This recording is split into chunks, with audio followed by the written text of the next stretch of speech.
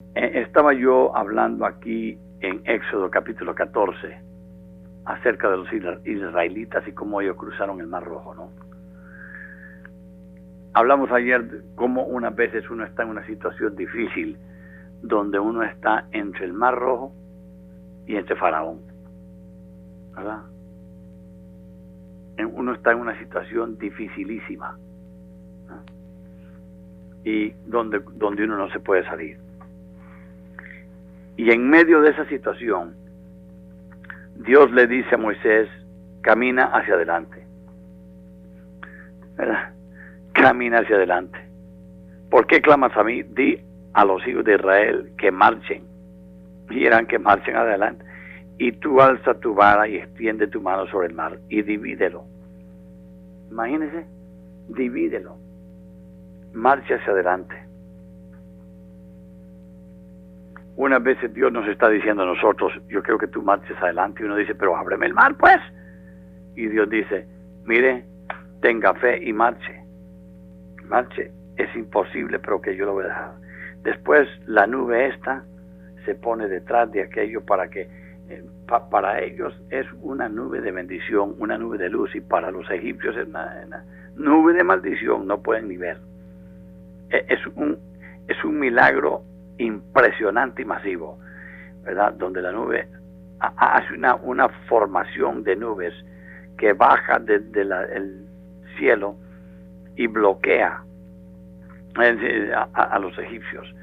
Y número 3, cuando él le da al Mar Rojo con la vara de Dios y se abre. Eso tenía que ser impresionante. ¿Se acuerda que estábamos hablando de eso? Algo impresionante, y por fin trae confusión a los egipcios. Ellos lo siguieron. Qué gente más ignorante, ¿no?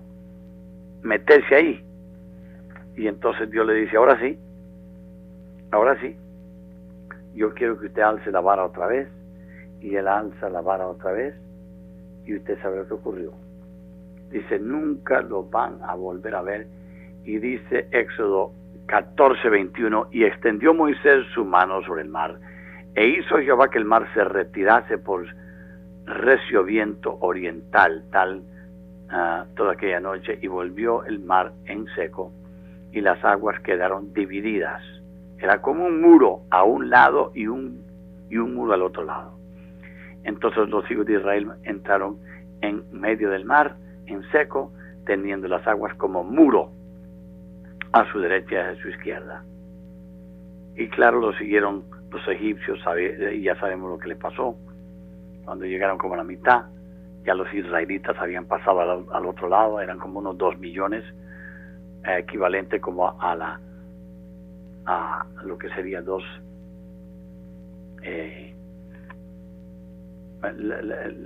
el doble de la población de Managua, ¿verdad? Con hijos y con todo, porque habían 600,000 guerreros. Y cuando llegaron al otro lado y los egipcios los venían persiguiendo, Dios le dice, ahora extiende tu vara otra vez, y todo ese mar, todos esos muros se vienen encima de ellos. Y al terminar casi el día, habían egipcios por todo lado, ¿no? A la orilla del río, que se habían ahogado. Y Dios había salvado a Israel, ¿no? Fue algo poderosísimo, le digo. Y parece por los descubrimientos arqueológicos que los egipcios, indica que los egipcios no frecuentaron más ese lugar por lo menos por unos 17 años. No tenían temor. Yo hubiera tenido temor también si hubiera sido uno de esos egipcios. ¿Y sabe qué nos indica todo esto? El cruzar el Mar Rojo en el Antiguo Testamento es lo que para nosotros es como la redención en el Nuevo. La mano milagrosa de Dios, ¿no? Redimiendo a su pueblo. Dice la Sagrada Escritura, a propósito, en Romanos, déjeme leérselo, en Romanos capítulo, a ver, creo que es capítulo 15. Estoy buscándolo en este momento. Capítulo 15, versículo 4. Mira lo que dice aquí. Aquí está hablando a San Pablo, dice, porque las cosas que se escribieron antes para nuestra enseñanza se escribieron a fin de que por la paciencia y la consolación de las Escrituras tengamos esperanza. Interesante esto, ¿no? Él está diciendo, mire, todo esto pasó porque las cosas que se escribieron antes para nuestra enseñanza se escribieron, para que nosotros tengamos, para que podamos aprender de estas cosas, ¿no? A fin de que por la paciencia y la consolación de las Escrituras tengamos esperanza. Ahora, ¿qué es lo que, cuáles son las lecciones que yo veo aquí en todo esto? Yo veo algunas lecciones que nosotros podemos aprender cuando nosotros nos encontramos en una situación, un callejón sin salida. Cuando nos encontramos en algo, ¿verdad? Es decir, ya no hay una salida, no hay forma. Número uno, se necesita una crisis grandísima. Yo lo que veo es, se necesita una gran crisis para crear nuevos hábitos y para quebrantar hábitos viejos. ¿Sí o no? Porque ¿quién fue que los dirigió a ellos a Baal Zephón? ¿Ah? Fue Dios. Fue Dios. Porque estos israelitas tenían un estilo de vida bastante humanístico, ¿no? Ellos habían trabajado para los egipcios, la influencia de los egipcios, la manera en cómo pensaban los egipcios, estaban leyendo los periódicos de los egipcios, estaban oyendo música egipcia, todas estas cosas. Y ahora Dios quiere romper y quebrar esos esquemas de esos hábitos de los egipcios y los mete en una situación que es imposible. Los acorrala. Y yo no sé usted, pero yo me he dado cuenta que cuando Dios quiere quebrar hábitos en mi vida, una de las cosas, ojalá que uno pudiera aprender sin tener que pasar por estas dificultades, pero muchas veces nos acorrala, nos pasa por situaciones sumamente difíciles, para que nosotros aprendamos lecciones y así cambiar. Y entre más arraigado esté el comportamiento, entonces unas veces más difícil nos ponen las circunstancias. Yo estaba leyendo de un hombre que se llama Chesney Pulley, que lo decoraron. Era un marino y lo decoraron a él. Y él dice que una de las cosas que le ocurrió en una ocasión es que se dio cuenta inadvertidamente que él se había metido en medio del enemigo y no habían muchos de ellos, ¿no? Pero estaban rodeados por el enemigo. Y entonces al norte habían enemigos, enfrente habían enemigos, no había manera de escape. ¿Y sabe lo que él hizo? Entre los jóvenes esos combatientes, él dijo: esto es maravilloso, dice. Esto quiere decir que bajo ningún punto el enemigo va a poder escaparse. Lo tenían rodeado a él y él dijo: bajo ningún punto el enemigo va a poder escaparse. Bueno, unas veces nosotros pasamos por situaciones y Dios las permite donde no hay manera. Estamos nosotros acorralados, ¿no? Y ahí es donde nosotros aprendemos muchas cosas que normalmente nunca hubiéramos aprendido. Antes que se abra el mar rojo, unas veces vamos a pasar por problemas graves, ¿no? Así que esa es una de las lecciones que yo hallo cuando nosotros estamos, digamos, entre el mar rojo y los egipcios. Otra cosa que yo veo es cuando a nosotros nos tienen acorralados y no hay manera de salir, y uno no puede ni para el norte, ni para el sur, ni para el este, ni para el oeste, entonces uno se ve forzado a mirar para arriba. Cuando no hay escape, ¿no? Cuando no hay forma, entonces esto me recuerda de algo que escribió una mujer que se llama Anita Johnson Flint.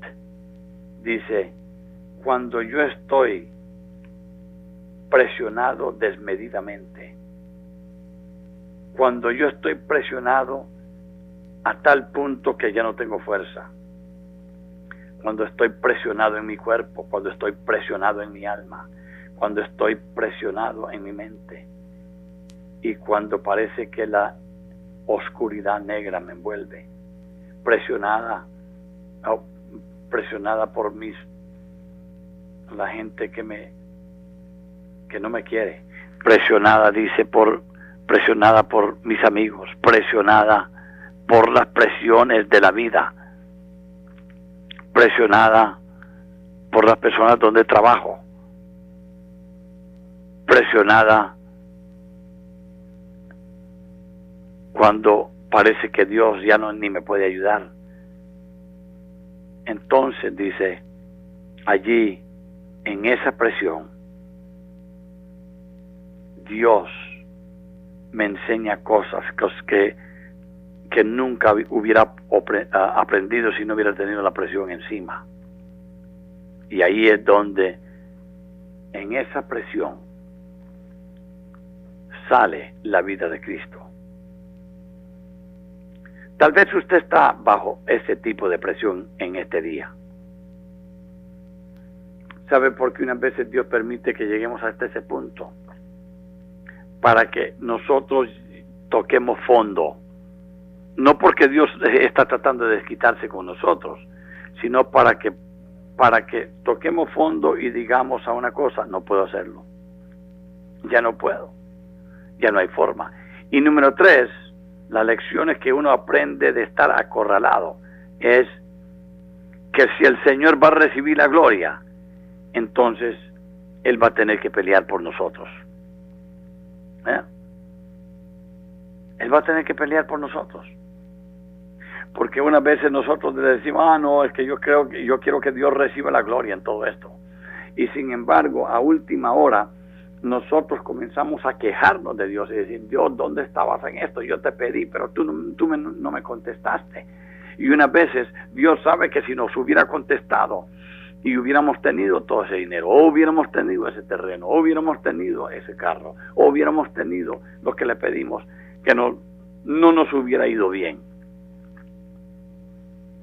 Unas veces nosotros no vamos a entender inmediatamente lo que ha ocurrido.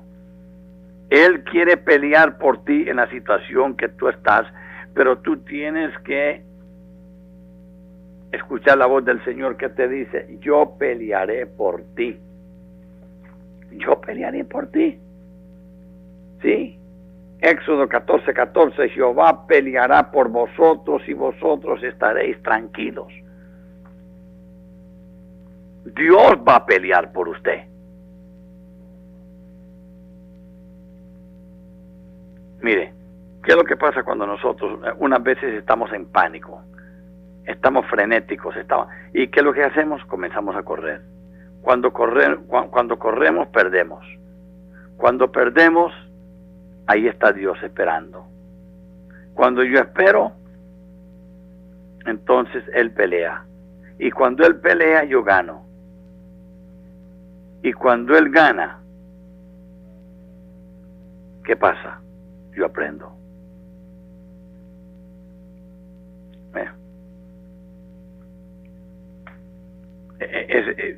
¿Qué hubiera hecho usted si Dios le dice a usted, ok, te tengo a correr? Usted está con Faraón atrás, está con el mar rojo enfrente. ¿Qué hubieras hecho? Yo te voy a decir una cosa. Mire, no hay suficientes recursos humanos para que usted abra el mar rojo. Es incruzable su mar rojo. Además tiene un enemigo que está detrás de usted. Y es imposible esta situación. ¿Qué es lo que usted puede hacer? Unas veces tiene que esperar. Tiene que esperar. Y el tiempo pasa y parece que nada está ocurriendo y usted le ha pedido a Dios y Dios no está contestando. Él va a pelear por usted en el tiempo que Él determine y en la forma en que Él termine. Usted dice, pero me está dejando sin uñas, me estoy mordiendo las uñas, es que la cosa va de mal en peor. Yo estoy hablando de lecciones que nosotros aprendemos cuando estamos en una situación donde parece que no hay una salida. ¿Qué es lo que hacemos? ¿Ah?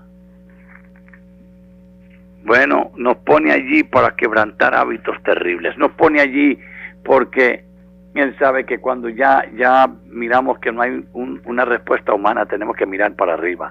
Y nos pone allí porque Él sabe que si va a recibir la gloria, Él también tiene que pelear por nosotros. Y por fin, el mar rojo se abrirá y se cerrará cuando Dios determine, no cuando nosotros determinamos.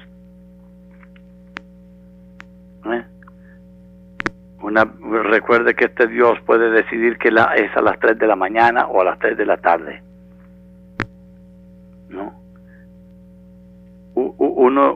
Él no lo va a hacer en su tiempo, lo va a hacer en el tiempo de Él. ¿No? Y nosotros queremos que lo haga, y que lo haga ya, y que lo haga como nosotros hemos pensado que funciona mejor. ¿Y cuáles son los resultados? Que no miramos el milagro.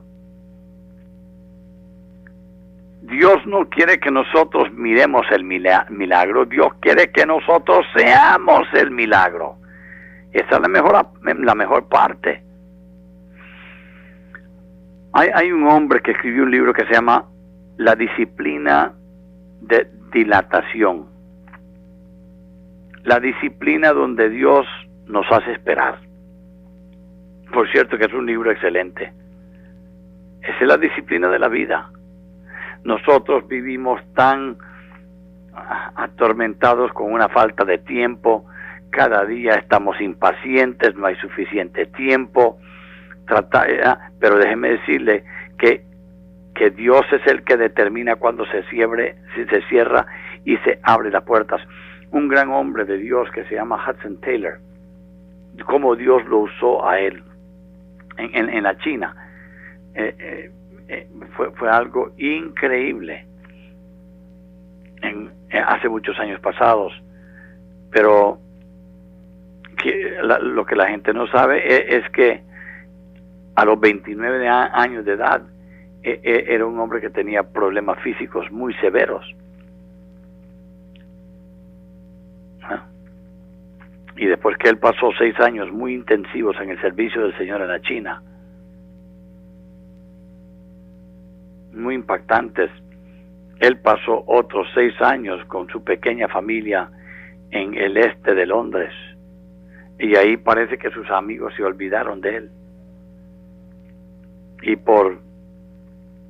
en realidad, por esos años, eran años donde parecía que toda la visión, todos sus sueños se habían quebrantado. Estaba viviendo en la oscuridad. Nadie lo conoce. Pero de allí, de ese tiempo de disciplina, de ese tiempo de agonía, nació lo que se llama la misión china Y bueno, fue algo impactante en toda la China. Cientos de misioneros salieron de allí. Cientos de lo que es huérfanos recibieron un lugar donde podían vivir. Pero pasó 5 o 6 años allí en la oscuridad, en la parte más pobre de Londres. Parecía que no se iba a materializar sus sueños. Pero en todo ese tiempo, Dios estaba formando un hombre y no se abrió el Mar Rojo. Pero a su tiempo se abrió. Para terminar en este día, yo no sé si usted se siente en este momento acorralado. Te sientes, estás en el desierto, estás, como yo dije ayer, en un predicamento, en un tremendo lío. Y usted está reprendiendo al diablo, es el diablo que me causó esto. Unas veces es cierto, unas veces no es ni el diablo, unas veces nosotros mismos queremos culpar al diablo por todo lo que nos está ocurriendo, por unas veces somos nosotros mismos que lo causamos el problema. Pero unas veces es Dios mismo, que como un perito arquitecto ha diseñado un predicamento, un tremendo lío, para que nosotros experimentemos un tremendo milagro. Tal vez en este momento usted es una persona que ya pasó o está llegando a sus 30 o ya lo pasó y se siente frustrada, ha trabajado fuerte, se siente aislada o aislado, no se ha casado, quisiera casarse, o tal vez es que está casado pero parece que su matrimonio va a fracasar, o tal vez estás pasando por una situación física y te sientes entre el Mar Rojo y este faraón, este cáncer. Yo quiero decirles a ustedes, queridos amigos, el llegar al Mar Rojo es tan importante como el cruzarlo. Todo esto Dios lo permite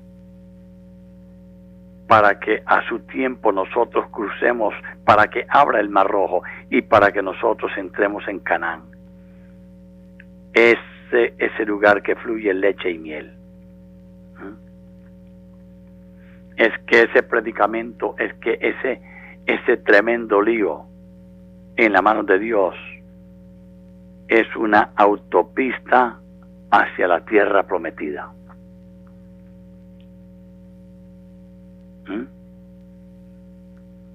Pero la autopista puede cambiar y volverse un caminito de tierra, pero usted va a llegar. Dios le ha hecho promesas a uno de ustedes, a todos nos ha hecho promesas. La Sagrada Escritura dice que las promesas de Dios son sí y amén. No dice tal vez, no dice vamos a ver. Las promesas de Dios son sí y amén. Dios tiene un plan para usted. No pierda la esperanza. Dios peleará. Usted dice, pero es que no se ha abierto el Mar Rojo. Pero usted manténgase ahí, porque unas veces las extremidades del hombre son las oportunidades de Dios para hacer un tremendo milagro. Dios tiene que pelear, Dios tiene que abrir ese mar rojo. Quiero orar con usted en este momento.